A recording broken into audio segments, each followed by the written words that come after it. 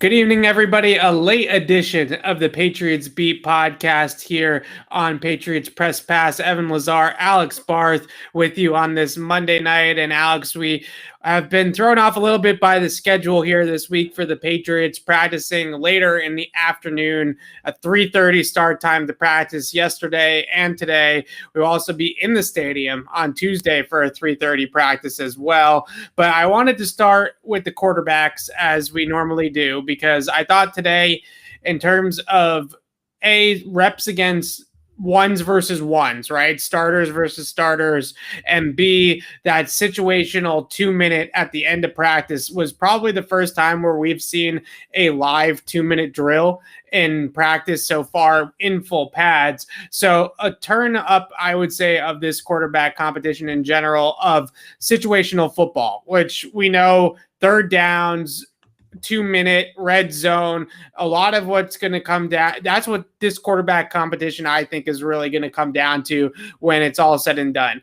Both QBs can look good between the 20s, throwing balls against the scout team defense, right? But what happens when we line up the ones versus the ones and go into it in a situation where Bill Belichick shouts out, okay, offense, you're down by 6 points. You have to drive the field to score a touchdown and kick the PAT to win the game. You got a minute and 55 seconds.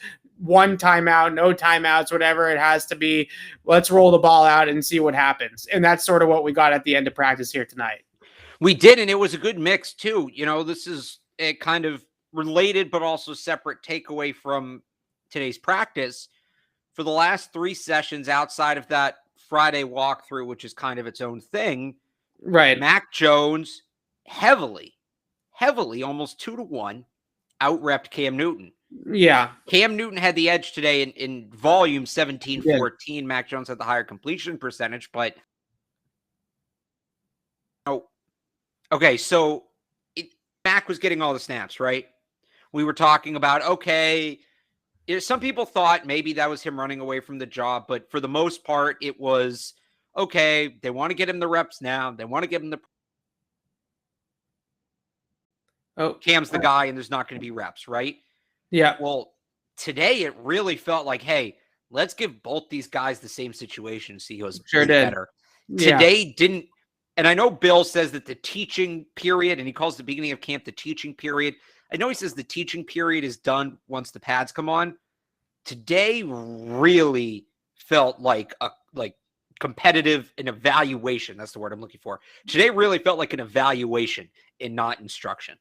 Absolutely. And Belichick before practice mentioned we got basically 2 more training camp practices, if you will, today and tomorrow. And then they're going to really start to get into what a game week is going to look like, right? In terms of this week against Washington, maybe not so much. We're still kind of in training camp mode. Next week, they have the joint practices with the Eagles, but it sounds like they're going to really try to fake install a game plan, sort of, right? And sort of take the team through that process. So today, it certainly felt like in full pads, live contact situations, like you said, the competition kind of began today. And I'm not just talking about the quarterback position, right? We're talking about every position across the board. And it was so interesting to see Cam versus the starters, then Mac versus the starters, then Cam Mac in a 2-minute, then Cam in a 2-minute. And that really, as you said, made it feel like they were pitting those 2 guys against each other today and to really see who is going to come out the other end. So let's discuss what we actually did see. So I mentioned that Mac also took some reps against the starting defense. He was 4 of 7 with a drop. So I guess you can call it 4 of 6 against the starting defense. Cam Newton was 6 of 12 with a drop. So 6 of 11 and an interception by Adrian Phillips. Do you want to start with Mac or Cam? Which one do we want to start with today? You. Cam's thrown first, most of Cam. So let's go with the pattern the Patriots are going with. Let's start with Cam. All right. So I thought that Cam made three really good throws in this practice. One of them was early on against the scout team. I'll get to that one in a second. The first one was obviously that wheel route to James White with Kyle Van Noy in coverage. Really well placed ball over the shoulder, drop it in the bucket type of throw. That play looked really well done by Cam, right? You notice that you got a linebacker on James White. They had the matchup. They had the single high safety in the middle of the field. Not going to be a factor. Let's float it up there and see if James White can make a play on it. And that's exactly what happened. The other throw that I thought was really nice was actually on the surface a wide open throw. And that was early on in practice. I believe this might have been against the scout team as well. Jonnu Smith broke open in the middle of the field. It looked like some sort of a coverage bust in the middle of the field. And Jonnu Smith was wide open. But Cam was looking down the right sideline on his first read in the progression. Jonnu Smith was running up the left seam, and he was able to get off of his first read and see Jonnu running open in the middle of the field and hit him for a touchdown. So that throw was a really well kind of time throw, right? Of actually getting to the backside of the progression quickly and being able to read that out, that bust was happening and see that and make that play instinctively. That wasn't a first read type of throw. That was a throw that he had to be able to innately see on the field and see that there was some sort of a situation going on over there with the coverage and be able to beat it. And then the third throw that I thought was nice, it was also early on in practice. Kendrick Bourne was crossing over the middle. I believe it was Anthony Jennings who was going to try to light up Kendrick Bourne, not literally because we're in practice, so they're not actually going to light the guy up. But instead of leading him into Anthony Jennings, Cam kind of threw it a little bit behind Kendrick Bourne and sort of protected the receiver from the hit coming over the middle. So again, a lot of those throws I think that we're seeing, I don't know if Cam makes those first two throws I mentioned, the wheel route to James White, which was perfectly placed. I'm not sure he makes that throw, and I'm not sure he gets to Jonnu Smith in the progression last year. Yeah, and there's been throughout camp, I just think there's chemistry. You can call it timing, you can call it whatever you want to call it. Cam never had the kind of chemistry with any of these receivers last year, outside of maybe Jacoby Myers, that it looks like he's building.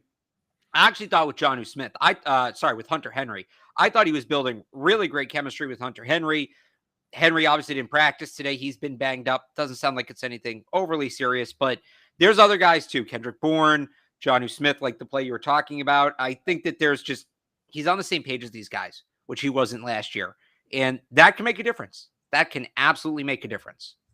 Yeah. So then that's the good side of Cam. And I feel like the good is still heavily outweighing the bad, but we talk about the good and the bad with everybody. So we're continuing to talk about it with Cam. I think what you did see, the interception was the interception, right? He threw it a little bit behind Jonnu Smith. Adrian Phillips was in really good position to make a play on the ball, and he was able to step in front of Jonnu Smith and pick it off, right? And those are the types of throws that you definitely would like to see Cam throw the ball away, scramble, do something else with it, right? Than try to force it. But those types of plays happen in an NFL game. So here's why that one was interesting to me. There was a play last year, Evan, I think we fought about this play a ton, where I want to say it was against the Jets, but I'm not positive.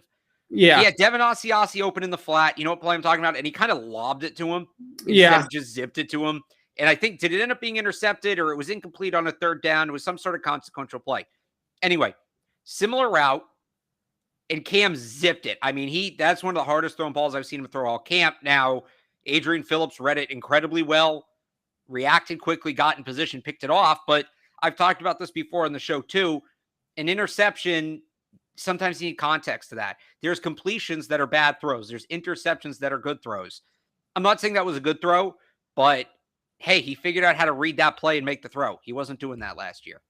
Yeah, I would agree with that as well. And the other throw that I thought that he just missed, and look, you're going to have some of these just misses too, but he had N'Keal Harry on a deep post pattern. N'Keal Harry, and I can't believe I'm saying this, and we're going to talk about N'Keal a little bit later on. N'Keal Harry blew by Michael Jackson. He actually ran right by Michael Jackson and was wide open down the middle of the field on a deep post pattern, and Cam just overthrew him. He just overshot him. And I think that those moments, the interception, the overshot ball to N'Keal Harry, that should have been a touchdown, those are sort of the next step type of plays, right? The consistency, right? Of every throw being a good throw, every decision being a better decision. You're seeing a much better Cam Newton, but I think that 11 training camp practices in, as you would expect, there's still a ways to go before it gets to the point where I'm comfortable with saying that Cam is all the way back, right? I think he's certainly better than he was last year, but light years ahead of where he was last year mentally. But in order for Cam to truly be all the way back, especially that throw to N'Keal Harry, he's got to have that one, right? I mean, N'Keal is wide open behind the defense for an easy touchdown, and he just leads them too far. And Harry tried to make a diving catch on it, but just even he wasn't long enough to get there. So that's the type of throw there. That was a layup, a deep ball layup, and you got to have that one. It's a wide open three, right? You got to be able to make those. Yeah, and that's, Summit Camp, and N'Keal Harry's bailed him out on a couple of them. He's actually made some really good catches, but it seems like there was a period where he had those touch throws going early in camp, but you're starting to see a little more of it that he did last year where, they're at the 5, 6, 7 yard line. He just needs to drop one in, rainbow it into the back corner, and he throws it 2 rows up in the stands. You're starting to see a little more of that again. As opposed to the beginning of camp where it felt like he had that touch pass figured out. Yeah. All right. Let's move on to Mac. And I think the big caveat with Mac, and we're going to talk about the 2-minute drill anyways, but let's talk about the 2-minute drill first, and then let's talk about the big caveat. All right. Make up your mind. 2-minute drill. I know, I'm all over the place. It's late. 2-minute drill, Mac Jones, the 2s against the 2s, right? Mac Jones is running the backup offense versus the backup defense. But he goes 4 for 4 with 4 very on-time, on-target passes, caps it off with a beautiful back shoulder ball to Marvin Hall, where, it was Justin Bethel in coverage. Justin Bethel's a special teamer. He's not a starting corner in the NFL, but that ball could not have been put on a platter any better for Marvin Hall than where Mac Jones put it. So in those situations, and we talk about situational football and how important those moments are for Bill Belichick. Well, Mac Jones passed the test tonight with flying colors, going 4 for 4 in that 2-minute drill, and really just driving the offense right through the scout team defense. And he's also throwing to Marvin Hall, right? And Gunnar Olszewski. So as much as you want to say it's against the backup defense, I'm sorry. I didn't mean to hurt your feelings. I was going to say, if I can do 15 seconds on Marvin Hall, he had, before that catch, he had a couple of really bad drops. Did I say this to you or not? I said it to somebody. I don't know. Marvin Hall is store brand Ted Ginn. That's kind of what it feels like. And, let Gunner's coming along. Gunner's coming along as a wide receiver. Marvin Hall, it speaks to how good that throw was, because he was a guy who was clearly struggling today. He, for whatever reason today, he couldn't catch the football. And Mac put the ball, he spotted it so perfectly that Marvin Hall had no choice but to catch it. Right. So as much as you want to sit here and say, and this is the caveat I was talking about, it's the backup defense. It's the scout team defense, right?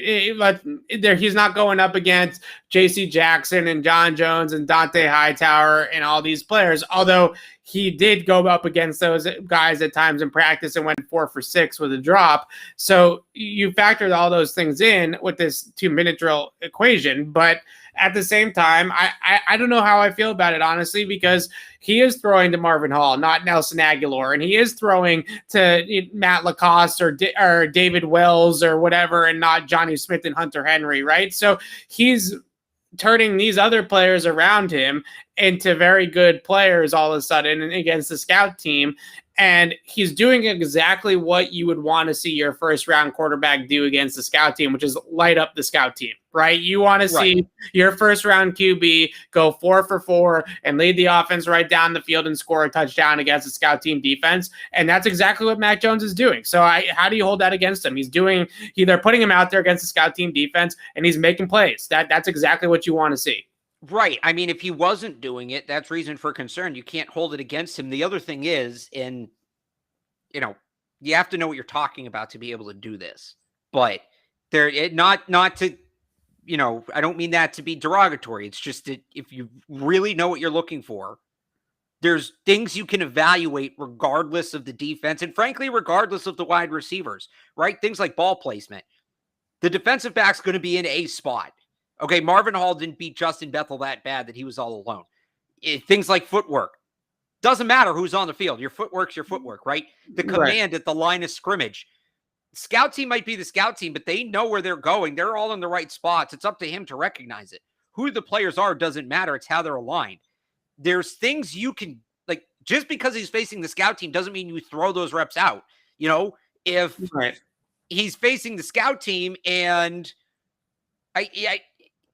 there's certain things he does in there that are valuable. I'm not going to, like, okay, so he beats so-and-so with a back shoulder throw. All right, that defensive back probably didn't know how to get in position, but ball placement, footwork, command at the line of scrimmage, doesn't matter who the defense is. Those are important elements of the quarterback's game, and you can evaluate Mac Jones or Cam Newton in the same setting up against the scout team defense. Those aren't just total trash reps. It's not. Yeah. People act like going against the scout team is going against air. It's not. You're going up against NFL football players, and I don't care if you're the 90th man on the roster. The 90th man on the Patriots roster is a hell of a lot more talented than the random guys on the street people think they are. Yeah. Those reps mean something. Yeah. So the other thing I wanted to mention was that throw that he had on the goal line to Christian Wilkerson, where he felt pressure off the right side and he was able to just sort of step up and elude the rush just a little bit. And he kind of almost jumped past it and sort of threw it to Wilkerson on a little under router, kind of like an in cut, short yard, 3-4 yard in cut, right on the goal line. And you just see every once in a while, and this I wouldn't even say it's every once in a while. I'd say once or twice a practice, we see this innate ability by Mac Jones to move around the pocket, right? He's not a scrambler. He's not fast. He's not Cam Newton in the open field by any means, but he makes these subtle movements. And what I wrote in my notebook was when we had the other quarterback down in Tampa up here, the dude down in Tampa, as I called him, right? When he was up here, those types of little movements in the pocket and just that little sidestep or that little kind of climb in the pocket and move to your right. We used to laud him for those, right? Tom Brady, right? That's the Brady pocket magic, right? And I'm not comparing Mac to Brady, but I am just saying that those moments are exactly what you see out of Mac Jones, is that he just has a feel and an ability to make those little quick twitch movements inside the pocket to maneuver around the rush and then make the throw. So that play to Wilkerson beat Mike Jackson inside on the goal line for a touchdown. Mac feels the rush coming off the right side. He just kind of bobs and weaves up a little bit, gets outside the pocket just a tad, and then makes the throw. Boom. That's exactly what you want to see. So I see a lot of that with Mac as well. That ability to just move within that like 6x6 box in the pocket, right? It's not necessarily that he's getting out and he's scrambling or he's Russell Wilson and he's running all over the place. It's just that little bit of quick movements in the pocket that's allowing him to avoid the rush, and he works the pocket extremely well. Yeah, there was one down in the red zone. This was a little more than just shuffling in the pocket, but there was one play down in the red zone. It wasn't during the 2-minute drill, but it was competitive 11s. And he rolls out to his right. And, I mean, everything's covered. So he's waiting. There was some maneuvering in the pocket. He rolls out to his right, starts redirecting Christian Wilkerson towards the sideline. Wilkerson picks him up, goes, and just a beautifully placed ball. Not an easy catch for Wilkerson. He has to come back to it and dive. But that's where you throw that ball, because the defender's right on his back, and you throw it low. Either Wilkerson's going to go down and dive and make the catch, or it's going to be incomplete. There's no chance the defender can make a play on that ball. That throw. I mean, that's the kind of thing like you talk about, where those are the kind of plays that Tom Brady made that made this offense go, that made this specific offensive system go. And it was really refreshing. And that was back-to-back plays, actually, because the play before he'd rolled the other way and it was a bit more exaggerated of a scramble, but you see him like redirecting receivers and stuff too. That goes to what I talked about before, the confidence, all of that. But yeah, that was one of those throws where, you know, there's a lot of talk about how mobile really is Mac Jones, how athletic really is Mac Jones. He's not going to give you what Cam Newton gives you in the running game, but he's not a statue either. he can make the little movements that extend plays, and that matters. That makes a difference. Just great at the details, right? Pocket manipulation, even just watching him out at practice. And I know everybody's going to be like, Evan, stop it. But even watching him throw screens out at practice to the running backs, right? The fakes, the footwork on the screens, the way that he throws the ball, kind of just the whole thing just looks smooth when he does it, right? Whether it's a screen pass or a downfield throw, mechanics in the pocket. You love to see these types of things, especially from a young quarterback. And I am really excited. And this has nothing to do with benching Cam or anything like that. But I'm really excited to see, even if the plan remains to start Cam, at least to start the season, if the Patriots, especially next week when we get into the joint practices in Philadelphia, give Mac more and more opportunities against the starters. Because if he goes out there and he performs like he does against the scout team, and he's even close to that good against the starters, then you really start to get excited, right? So I think that you have to evaluate him against the starters a little bit more moving forward. That doesn't mean you have to take the job from Cam Newton, but it's just important, especially this time of year, because once you commit to Cam as the starter during the regular season, practice is going to be heavily Cam Newton's practice, right? You're not going to, if you're starting that quarterback on Sunday, you're not going to work out Mac Jones the same way that they're working him out in training camp. So now's the time to give Mac those reps against the starters. I mentioned he threw 7 passes against the starters today. Let's see it happen more and more and more, I think, because they got to see what they have in him already, and maybe he's even better than they kind of expected at this point. Yeah, I think the joint practices, I've said this before, I've gone on this rant, I won't do the whole thing. I think the joint practices are it. I think that's the ultimate decider. I think we're really going to, he's playing well, and that's nice, and that's great, and it's not nothing. I just went on that whole rant about don't dismiss scout team reps, but the joint practices are really going to tell us where this kid is at, because the Patriots only have so many defensive calls in their playbook. And the same goes, I mean, this goes for everybody. This isn't just Mac Jones. You face your own enough and you can pick up on patterns. You can pick up on habits. You can cheat a little bit. Let's see when he faces something he's truly never faced before. And let's see how he looks then. That's kind of the next step, and a big step for Mac Jones. Yeah, a really fun practice for both quarterbacks. I thought both quarterbacks played pretty well today, but just the intensity and sort of the coaching kind of took a step back a little bit today, especially late in practice when Bill Belichick and Josh McDaniels, you could really tell they sort of just, McDaniels was relaying plays in the headset like he would in a game, and they were not coaching. Right? There was no cards being held up. There was no hands-on coaching. It was really live, 2-minute, roll the ball out and see what the players can do. Let's evaluate ourselves. 11 practices in. Similarly to that, as we move off the quarterbacks now, we can start talking about the defensive linemen. I think had a really nice practice today against the offensive line. Alex, we got a live red zone goal line run period, right? Where they tried to punch it in from the 2 4 straight times. The defense stopped them on 3 of them, 3 out of 4. I think that group up front is really starting to make some headway on the defensive line in that core group of guys, Guy, Godshaw, Anderson, Wise, and Barmore, obviously, with the 6th guy, Carl Davis, really starting to solidify himself, I think, as somebody that's, at least in the early going, I keep saying that. It's really not that early. We're halfway through. Halfway through, yeah. Well, yeah, it's early and it's not. It's early and it's not. Because we haven't had a game yet.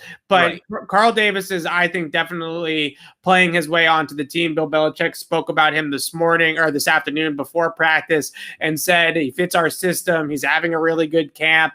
I think that he's trending towards making this team. But that 3 for 4 for the defense was really impressive. Nick Thurman having a couple of plays in the backfield as well. Yeah, he has. And I'll tell you this. I just really wish we could see more Christian Barmore. He's dealing with some sort of injury, and he's been on and off the field. But when he's out there, man, nobody can block him. None of these veterans can block him. You want to talk about scout team reps? He's going up against the presumed starters and dominating as a rookie. We'll see what happens with the injuries, and it's certainly a cause for concern. But yeah, a lot of these guys are off to hot starts. They kind of have to be because Christian Barmore is coming for their playing time. He looks every bit the part of a true 3-down game plan terrorizing nose tackle. Yeah, he had a rep against Alex Redmond in one-on-ones, and I know Alex Redmond's not exactly Redmond, there's scout team, and there's I try to be very positive. You know me. I try to be very positive about everything.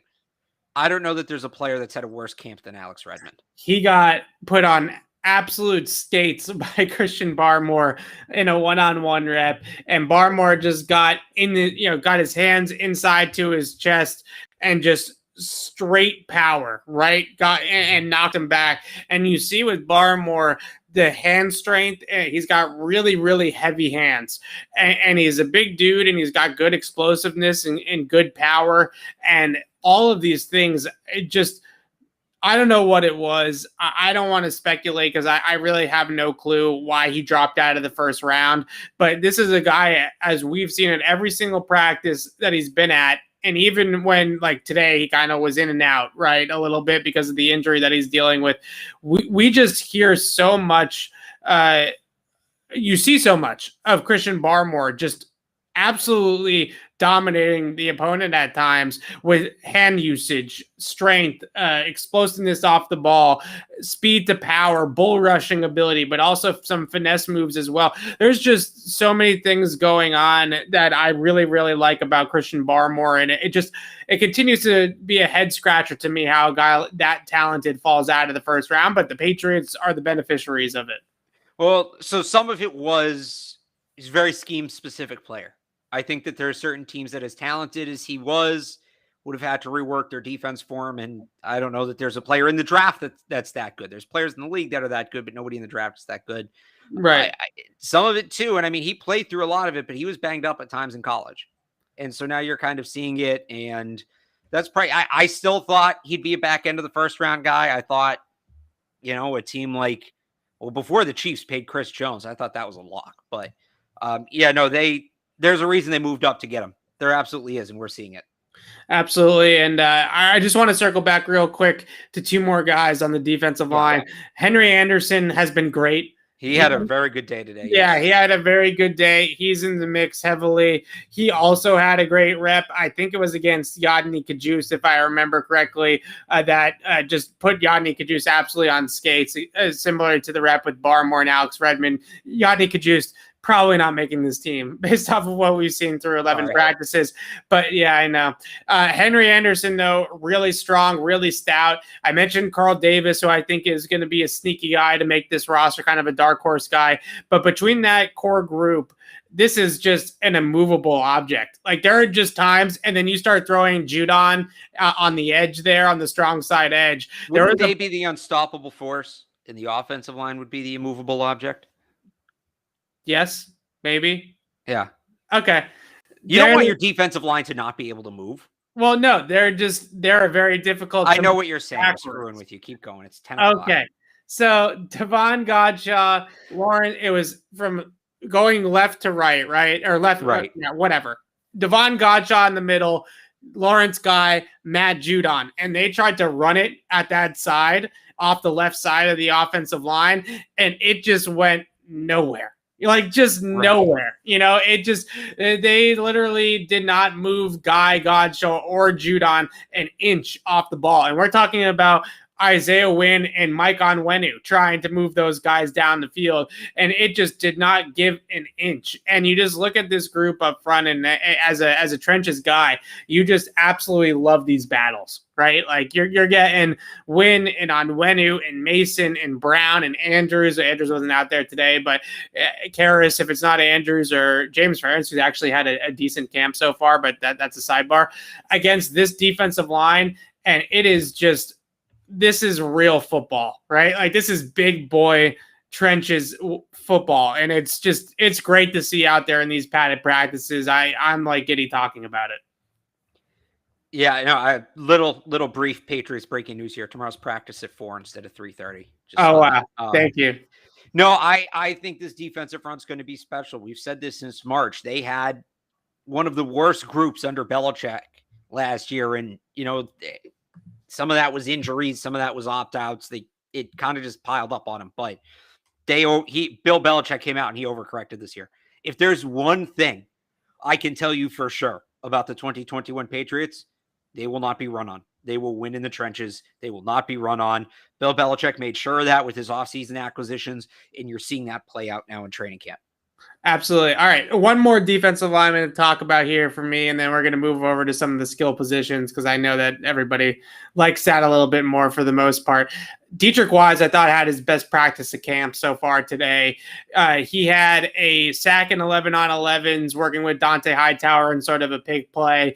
He beat Isaiah Wynn in one-on-ones, and that's not easy to do. Isaiah Wynn doesn't lose a whole lot of pass protection one-on-ones, right? Like that's sort of his bread and butter. He beat him clean with a rip move right around the edge. He signed a 4-year, $20 million or $22 million deal, something like that. And you kind of scratched your head just a little bit, I think, on that deal and said, wow, Dietrich Wise getting some paid, some good money by the Patriots. Today, he was a very, very good player out there today. And you started to see some of the unblockable reps from Dietrich Wise, and you like to see that. And this whole group is sort of just coming together. But he's a player, very good hand usage, good length, obviously, and good experience in the system. But today was his best practice so far. Yeah, he didn't. I don't know that he got off to the start, especially after that contract, that maybe you'd like to see. Anybody who heard my Felger and Maz appearance last week knows how I felt about that. But yeah, he's had a few really good practices here, and he's always kind of been a guy that, a game day player. He's always been a guy that looks better on game day than on the practice field. I don't know what that is. Yeah, I can't quantify it for you, but I feel like every year Dietrich, like this is the first year we're not talking about Dietrich Wise maybe being cut, right? That was the thing every year where Dietrich Wise was like the hot cut of camp, and then he never got cut, and he'd show up in games and you'd be like, why were they going to cut this guy? So obviously with that new contract, he avoids being, the hot cut this year. But yeah, he's always been a guy that's kind of, turned up the tempo once you get a little closer to the season. So maybe that's what's happening right now. Yeah, good practice for him. Do we want to go JJ Taylor and N'Keal Harry? I'm leaving it up to you. Either way, I get to plug my roster projection I posted this morning on 98.5thesportshub.com. You can check that out. I had both of those guys off the roster. That's sort of why I wanted to talk about it. Okay. We talked a lot. You read my roster projection. Thank you. We've talked a lot about N'Keal. Let's talk about JJ Taylor, who I thought had his best play of camp today, the 7-on-7 catch from Mac Jones, little wheel route down the left sideline in between two players, two defenders in coverage. It was on the far side of the field, so I didn't see who the two defenders were. But Mac dropped it in there. JJ Taylor made a nice catch. That was kind of the moment that we've been waiting to see in practice from JJ Taylor, especially as a pass catcher coming out of the backfield, right? Make an explosive play as a pass catcher. You got even Sony Michel made a big play in the passing game today from Mac Jones in the 2-minute drill. So JJ Taylor finally makes a little bit of a play there. He has been working closely with both punt returners and kick returners in practice, but I wrote about this today as well in my notebook, and you wrote about it on your roster projection.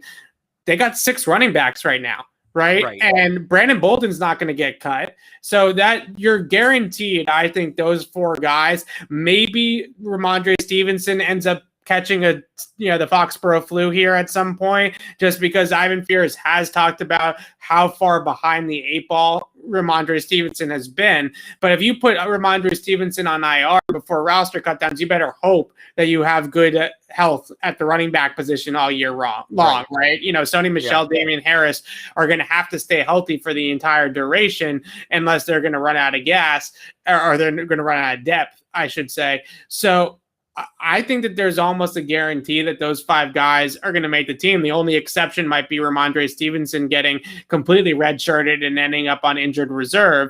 But assuming those 5 guys make the team, you also have to factor in the fullback a little bit into just numbers game, right? And if Jakob Johnson's going to make it, especially with Dalton Keene going on IR, you got to think that there's a pretty good chance that Johnson's going to make the team now. So are they going to carry 6 running backs, 7 backfield players? Is there a spot for JJ Taylor, who hasn't exactly had the best or really the flashiest of camps? I'm not going to sit here and say that he's necessarily been terrible or anything like that, but today was the first day where he really made a play that said, oh, wow, there's JJ Taylor. Now, the other thing about this is that Ivan Fears has talked about in the past that JJ Taylor is a game player, right? He's a gamer. The light comes on in the game for him. So maybe we talk about Friday morning when we do the podcast after Thursday night's preseason game against Washington, maybe JJ Taylor has a huge game, right? Maybe JJ Taylor has a huge game against the Eagles or against the Giants, and that's the JJ Taylor game, and that's the JJ Taylor moment. But right now, so far through 11 practices, he's basically made one notable play the entire training camp, and that was today. I mean, I would say Ralph Webb had a game too. Right. I just, has JJ Taylor played well enough to get on the roster? Yeah, absolutely. More than 53 players have. That's the thing. It doesn't exist in a bubble. Maybe the Patriots keep 6 running backs with JJ Taylor. Maybe they keep 6 wide receivers with N'Keal Harry. Maybe they keep 4 in the tight end room with Jakob Johnson because that's where he fits in. Are they going to carry 6 backs, 6 wide receivers, and 4 tight ends? Absolutely not. You can't keep 14 players between those 3 positions. You just can't do it. So that's where this gets tough, and that's what it comes down to. I think a lot of it is Harry or Taylor. Those 2 guys might be fighting for one spot. It could be very well the case. You got to remember that these positional battles we talk about, some of them are actually more just ultimate roster battles, and they exist across positions. You could throw in a 7th or 8th offensive lineman here. Could be that guy instead, JJ Taylor. Do you keep an extra guy on the defensive front? Is this Rashad Berry's spot? Is he competing with JJ Taylor? Right. There's all these different ways to go with it. And it's not that JJ Taylor hasn't played well enough. It's that there's probably 10 to 15 guys in my mind. I was thinking about this yesterday, Evan. Actually, let me ask you this, because I'm going to go through and research it and actually figure out the number. But I'm going to workshop an idea here. Picture the March Madness tournament, right? Okay. Certain spots, 64 spots in the tournament. They're all obviously up for grabs, but some of them are given. Your conference champions, etc. How many and then there's the at-large spots. How many at-large spots are there on an NFL roster? What I mean by that is all 53 spots have to be earned, but 2 spots are going to quarterbacks. I'd say at least 3 are going to running backs. At least 2 are going to tight ends. At least 4 are going to wide receivers. You see where You see where I'm going with this? Yeah, sure. How many true at-large roster spots are there on an NFL roster? Because those are the spots JJ Taylor, N'Keal Harry, Jakob Johnson. Those are the spots these guys are fighting for, and it's less than you think. It's not a lot. Especially on none, but it's not a lot. Especially on this roster, I think maybe when you really start to whittle it down and sort of look at it that way, right, that you just presented, which I think is a cool way to look at it, we're talking about maybe 5, right, roster spots that are truly up for grabs, because you got all these free agents and all these veterans that are under contract that have guaranteed money on their deals. All these guys are making the team, right? We just talked about Dietrich Weiss. Whether Dietrich Weiss had a good camp or a bad camp, he was making the team, right? Because they gave him guaranteed money. So he's in the squad. Right. Another example, I think, is to go back to the March Madness example. The winner, I don't know, what's a really bad basketball conference? The Big Sky, is that even still a thing? I don't know. The winner of the Big Sky is not one of the 64 best teams in college basketball, but they have an auto bid, so they're going to make it. Right now, either Juwan Williams or Michael Jackson is going to make this team, because the Patriots need the numbers. That's the Big Sky, or maybe it's an external option, but that's the Big Sky of the roster. You get what I'm saying? Like, yes, that spot. Yeah, JJ Taylor's been better than Juwan Williams and Michael Jackson. But one of those 2 guys is going to make the team because the numbers dictate it. That's not JJ Taylor's competition. Right. I just, when I look at JJ Taylor, I think that we all love the idea of JJ Taylor, right? He's a lot of people thought that maybe he had the potential to be the successor to James White. He looked really good in the games last year when he did get in there, showed some burst, showed some elusiveness. I do think he's got some kick return ability. I wouldn't put him back there on punt returns, not that they would anyways with Gunner on the team, but I don't know if I think he's so safe there, but he's definitely safe, I think, in terms of having some ability to return kickoffs. And I think that in these preseason games, he's going to get some opportunity to be back there. But if you're going to make the team as JJ Taylor, like you mentioned, with 5 truly at-large roster spots, as you put it, and 5 running backs that are definitely solidified on the roster, unless something funky happens with Ramondre Stevenson, you're going to have a heck of a summer, right? Like, you're going to have to go out there and ball out in training camp. And we're just not quite seeing that from JJ Taylor. So I hope that is coming for him, because I do think he's a good football player. But at some point, it's going to be difficult for him to make the team. And then you do wonder, they had who was it? DJ Foster a few years ago. Right. That a lot of people thought the same thing about that. And maybe he is a DJ Foster and he's not a James White, right? Like not right. There's not a whole lot of James Whites. So, or maybe like a Danny Woodhead would be sort of a better comparison for JJ Taylor, because James White is a little bit unfair expectation. Right. So regardless, it needs to come faster for JJ Taylor. He needs to have some bigger moments, I think, to make this team and solidify that spot on the team. I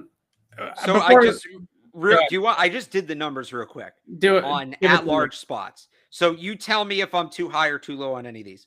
Okay. This is not the Patriots. This is any NFL team. I think 2 quarterbacks minimum, right? We agree on that. 3 running backs minimum. 4 wide receivers. Maybe you could argue 3, but I think 4 minimum wide receivers.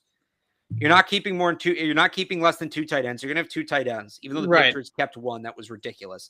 No fullbacks. I think 7 offensive linemen is the minimum. You're not going to see a team keep 6 on the 53. Maybe 6 active on the game day 46. 5. This is assuming 3-4. 5 defensive linemen. Your 3 starters, backup end, backup tackle. 6 linebackers, your 4 starters, backup middle, backup outside, 4 corners, 3 safeties, kicker, punter, long snapper. Any of those numbers an issue to you? No, I think that's pretty accurate, right? I mean, how many corners did you mention? 3? 3 corners, yep. Or no, 4 corners. 4 corners, yeah, okay. Yeah, then I'm good with it. Okay, so that means there are 39 auto spots on the roster. There are 39 spots that those are not to be won in between positions. Those are purely in position. Let's say for the sake of the Patriots, Matthew Slater, Cody Davis, Justin Bethel. You had 3 more. We'll call them special teams. Okay. So then that brings you up to 42. There are 42 spots on the 53-man roster that cannot be won outside your position. That means there are 11 spots that the Patriots, we'll call them depth spots, at-large spots, depth spots. There are 11 spots where the Patriots can say, regardless of position, let's just keep the next best 11 players. Right. And those are the spot. But, a guy with the depth at linebacker, a guy like Juwan Bentley might be in one of those 11 spots right now. Let me go back and look at this here. So Brian Hoyer's taking up one of those spots right now, because he has to keep 3 quarterbacks because of COVID. Brandon Bolden's taking up one of those spots right now. N'Keal Harry's in one of those spots right now. So is Christian Wilkerson, if you have him making it. Devin Asiasi's in one of those spots right now. I think maybe Carl Davis, certainly if he makes it, is in one of those spots right now. So you basically have 11 spots to figure out what you're doing with those extra players, and that's where JJ Taylor fits in. So a little fun with numbers there. If anybody could follow any of what I said, we need a whiteboard. We really do need a whiteboard, because then we can draw up plays. We can draw up our little diagrams here that we get into, and Alex can draw up all of his math, and you can see the crazy come out with all the things that Alex texts me about and says, how about this idea? And did that make any sense? Did that make any sense? It did. Okay. I'm just teasing you. All right. I want to talk about 2 more players before we wrap this up. N'Keal Harry and Adrian Phillips. Let's talk about Harry for a second. And I mentioned it earlier on the throw to Cam kind of overshot Harry on in the deep post. And I kind of made this joke already, but I'm going to make it again. N'Keal Harry blew by an NFL cornerback. Now, I don't know if Michael Jackson's a true NFL cornerback, but you're going to roll your eyes at me at this. He might make the team. He's had 2 decent days here. I don't know that he did anything before this. He had an interception, 2 pass breakups yesterday. He had a pass breakup today. Yeah. It's 2 days, but if there's a time to pick to get hot, heading into the first preseason game is it. So it is starting to click a little bit more for Michael Jackson, and I would say it's certainly clicked more for him on the whole than it has for Juwan Williams, right? Yes. Like it definitely looks a little bit better than Juwan Williams does in these practices. Regardless, N'Keal Harry blew by Michael Jackson, And then he also beat Jalen Mills in one-on-ones earlier in practice on a nice comeback route. We're sort of stacking these days together where we're coming on the podcast and we're saying on Sunday we didn't do the show following the practice on Sunday. On Sunday he had the diving catch, right, in one-on-ones on Juwan Williams in the corner of the end zone on a ball from Cam, lays out, makes a beautiful catch going out the back of the end zone. The padded practice before that, which I believe was Thursday, he had a huge practice. I think he had like 5 or 6 catches in team drills in that practice. So we're just continuously seeing improvements from N'Keal Harry. And just at this point, it's not even improvements. It's just stacking the days together, right? Of every day being a factor out there. And I just watched him run some routes today, even just on routes that he wasn't getting the football. And you see a much more explosive athlete, especially coming off the line of scrimmage. He's actually moving off the line of scrimmage now, right? Like he's actually gaining some steam and gaining some explosiveness off his release, which is really good to see as well. I get that Mike Jackson and Juwan Williams aren't Stephon Gilmore and J.C. Jackson. We'll see if he can do it against that level of corner once the games really start. But I'm a guy that's always been a believer in N'Keal Harry, so maybe I'm not the right guy to ask. But at the same time, I want to keep him. I think the Patriots should keep him because I do not want to see – he's starting to put it together. Who are you keeping him over? I'm just saying he's starting to put it together. And what's going to end up happening, I'm telling you now, is they're going to trade him and he's going to end up playing well for his next team. But that's going to happen regardless. That's because they've used him wrong. We've talked about this. It's on them. They didn't use him correctly. They've held him back. He was always going to play well in the next spot. He's going to leave soon. You don't necessarily have a roster spot for him. Sell high. Now's the chance. You're going to get more for him now than you ever will. Is how much does another team, one of the other 31 teams, really read into all this training camp buzz with N'Keal Harry? And how much does that really inflate his stock? Now, the team that they're going to play against next week in joint practices and preseason games, the Philadelphia Eagles, they drafted Devontae Smith. They drafted Jalen Reagor, right, the year before that. They still kind of need wide receiver help, right? Yeah. So if he has a really good a couple practices in Philly, then maybe the Eagles are a team that comes calling. The Giants, I think, have a okay receiver depth, but something's telling me that they could use another receiver as well. They tried Kelvin Benjamin, and he didn't work out. Same kind of receiver in theory. These are teams that maybe they'll see N'Keal Harry up close and personal. Washington doesn't necessarily need receivers. They got a couple of good ones already, but these teams that are going to see N'Keal Harry in person, right? Maybe they will start to read some of those tea leaves and read some of the press clippings and say, oh, the light might be coming on for N'Keal Harry. I don't know. This is the best he's ever looked. By far. I think we can all safely say that. Whether he's going to do it against NFL competition in an NFL game and put up 100 yards in a game or whatever, it remains to be seen. But it's clearly the best that he's looked. So this is, again, why I'm saying sell high. He's not going to have any more value than he does right now. So the question really boils down to, you mentioned who is he in competition? Who could he be in on the right? Are you really keeping Christian Wilkerson at this point over N'Keal Harry? Because I think that's really what we're talking about here. So, am I? I really like what I've seen from N'Keal. Bill's going to keep the guy who wants to play all 4 special teams phases instead of 21 special team snaps over 2 years. Let's be honest. It's not what I would do. It's what Bill would do. Right. Bill's going to keep the special. For the 4th wide receiver on the depth chart, Bill's going to keep the special teams guy. Yeah, I don't know. I have a really tough time, especially just there. I'm not saying it's easy to. You have to factor in a little bit. You have to factor in a little bit that this guy was a 1st-round pick, right? Like, and I'm not saying that that's the end all be all, and you have to keep him because of sunken cost and stuff like that. But it's at least a factor, right, in the equation that you invested a lot in this player, not only with the pick, but also since then, probably in terms of practice time and reps and all just kind of just effort, right? And to get this player to work out. He's starting to finally figure it out and turn a corner.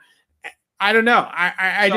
It's hard to just give up on a player like that. So I know this isn't quite apples to apples, and I know that there's a little bit of a difference between a first-round pick and a second-round pick.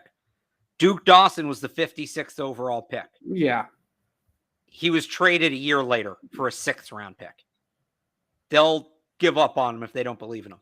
And if they believed in him, I don't think you would have had that nonsense with the trade request.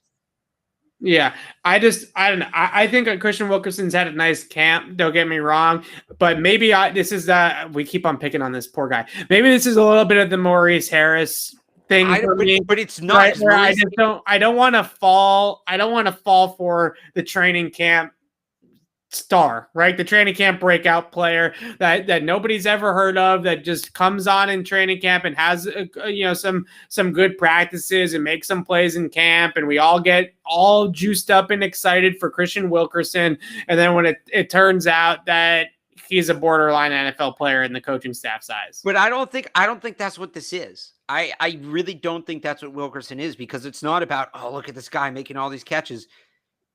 It's basic stuff. He's just a guy who seems very technically sound. And again, a lot of it, if it was just Christian Wilkerson doing what he's doing as a wide receiver, I'd agree with you. I would say, okay, this is us getting hyped up over some guy because he's beating the back corners on the depth chart, and that's what it is.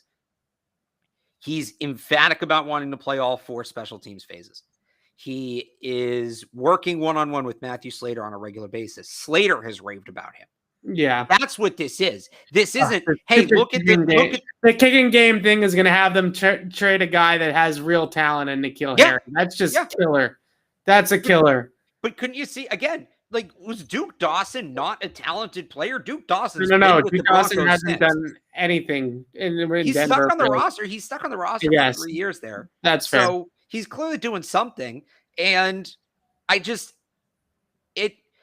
think a lot of Belichick, I've talked about this before, as unpredictable as people like to say Bill Belichick is, when you do something for 22 years, patterns develop.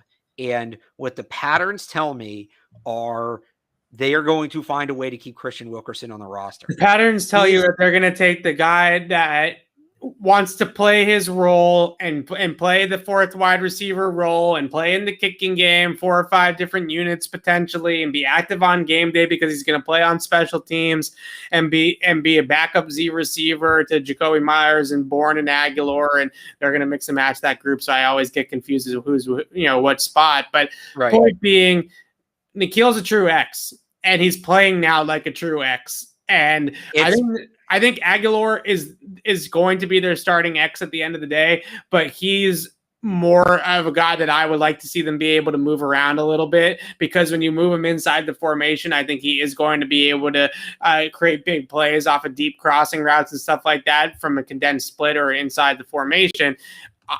He's the only guy that gives them size and explosiveness on the outside, period, in the wide receiver room, right? Like, he's the only guy, unless they're going to start throwing Henry and Jonnu Smith out there. And I would even say Henry, who's really, really good for other reasons, not so much the most explosive guy, right? He's not coming off the line and really testing coverage in that sense.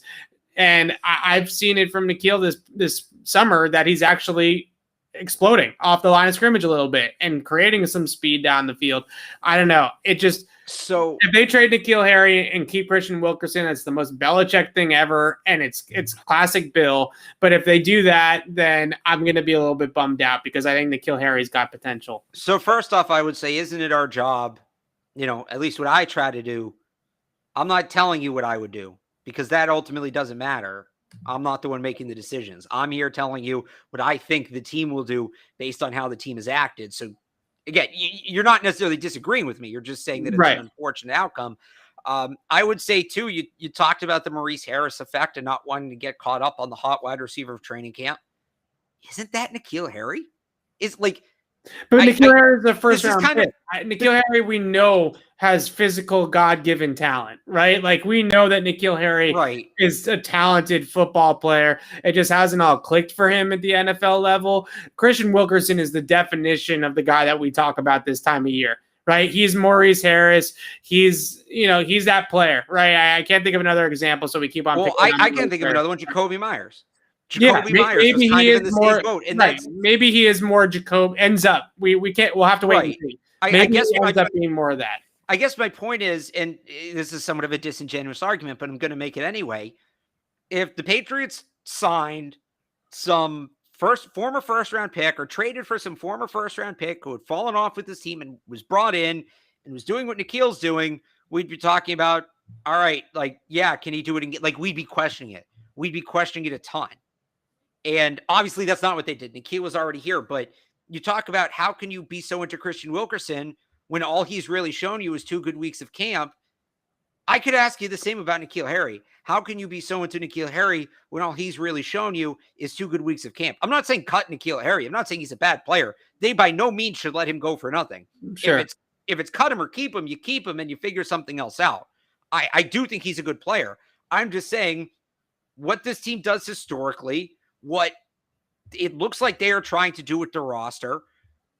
You can keep Wilkerson, who this team clearly likes, and then you can get something for N'Keal Harry. And that's the other thing that's lost in this. They don't have a ton of early day 3 picks next year because they've moved them in various trades. And they like those picks. If N'Keal Harry plays like this in the preseason, you can probably get a top 150 pick for him. You might be able to trade into a contender for a 4th round pick. I think you could certainly trade into a bad team for a 5th round pick. So that's the other part of the equation is we know next year's draft is absolutely loaded, right? We saw it this year. Teams are hoarding picks in that draft.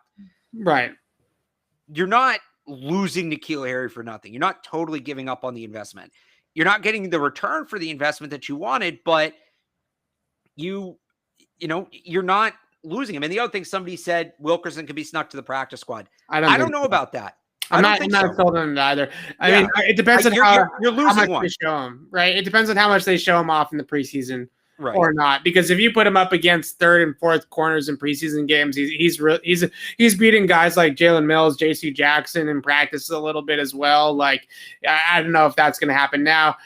Lastly, I want to talk about Adrian Phillips because this has been the summer of Adrian Phillips, right? Like this is as good as I think anybody could ever have expected Adrian Phillips to look. Today, another interception, a big pass breakup in the end zone on a seam ball from Johnny Smith or from Cam Newton to Johnny Smith. He's got to be up to something like a dozen pass breakups in coverage so far in training camp through 11 days. He has been lockdown, like lights out on both Hunter Henry and Jonnu. I didn't see this coming. I knew Adrian Phillips was a good football player, but I didn't quite see this level coming. He has really been the star of training camp so far.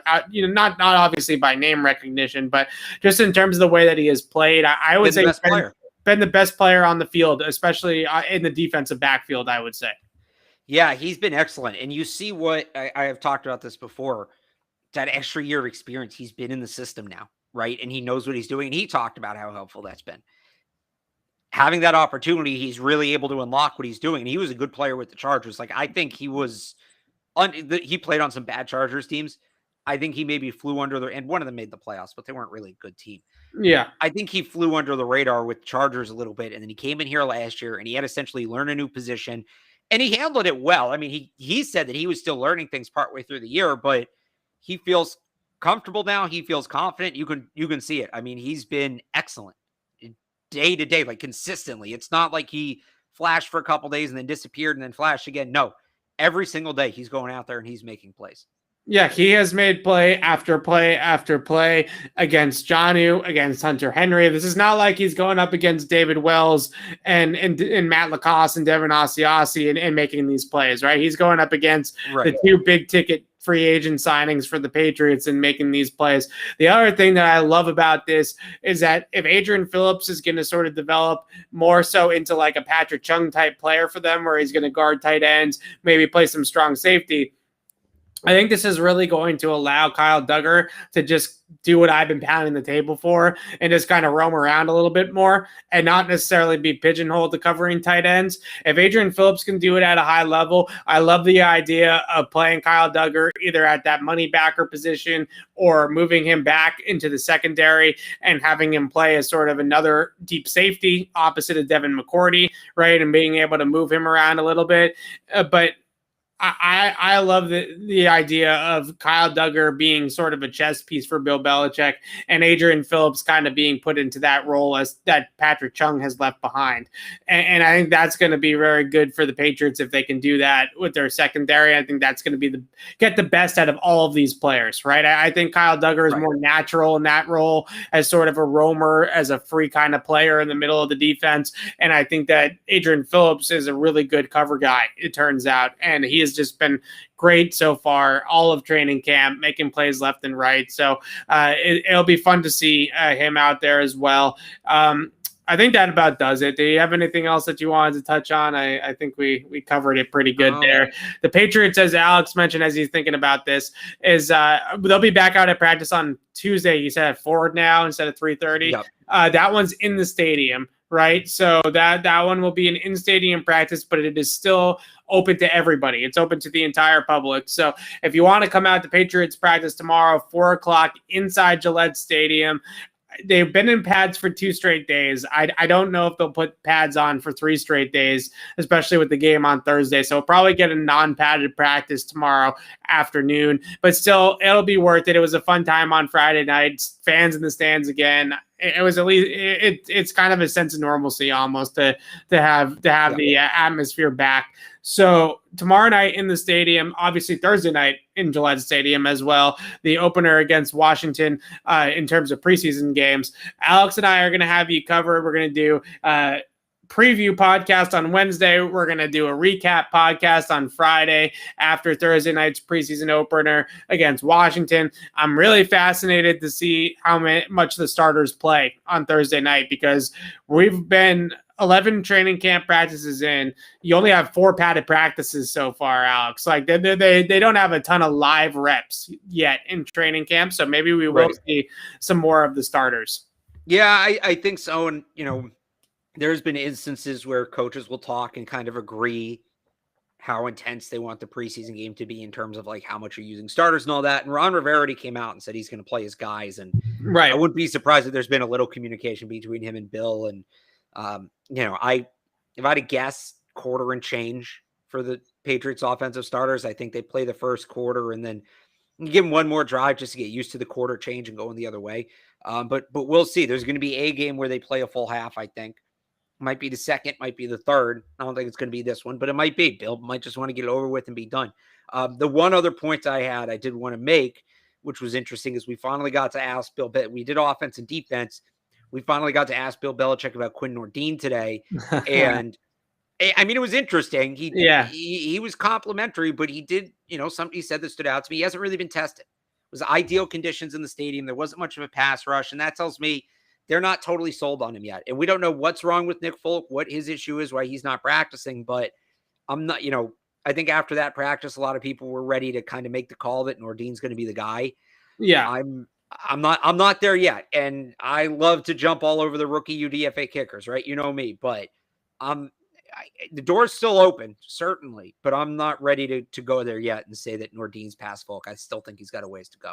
Yeah, I would agree with that as well. And Belichick was typical Belichick fashion with Quinn Nordin, right? Give him a compliment sandwich, right? You give him a compliment, then you tell him he sucks, then you give him another compliment, right?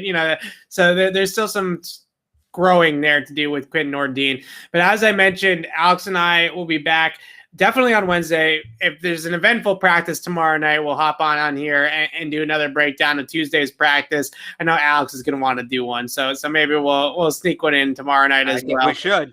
All right. Well, we'll definitely be back soon to break down everything that's happening down there at training camp, and also Thursday night preseason opener 98.5 The Sports Hub for Alex with his coverage, CLNSmedia.com as always for my coverage. But until then, signing off for Alex Barth and Evan Lazar. I'm Evan Lazar. Thanks for watching, everybody. We'll see you soon.